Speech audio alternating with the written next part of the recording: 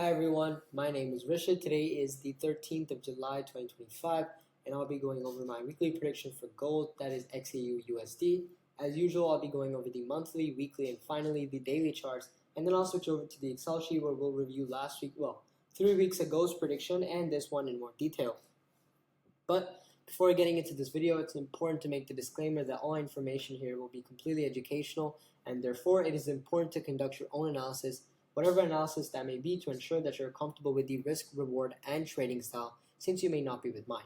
But with that out of the way, let's get into the video. So we see on the monthly charts, gold has been in a long-term uptrend, and we see this on the MACD, RSI, everything. Gold has been rapidly rising, although these last few candles are very concerning in the sense that they are high wave candles signaling market confusion. But if the market does continue to go up, we will have confirmation that the market has decided on which direction gold is meant to go.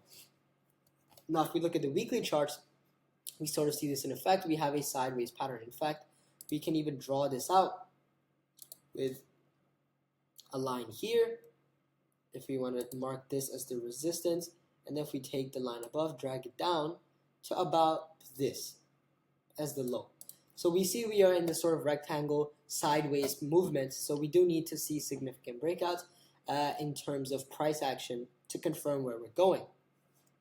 Now, we see that the MACD has just turned bearish, which is a bearish indicator. RSI has been declining, again it being divergent from price, is again signaling a possible downturn. However, we do need to wait for price action to confirm and give us an indication as to whether these indicators are giving us a good signal or not. Zooming in more closely on the daily charts, we see we did have this sort of double top pattern, but it was a failed pattern. It went back up to the resistance, crashed back down, and now we're kind of cruising in the middle of this zone.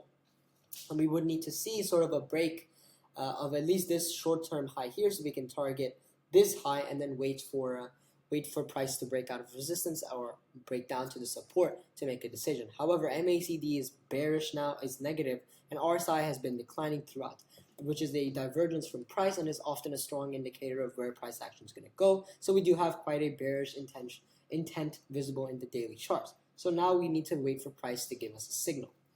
Now, moving on to this, we see,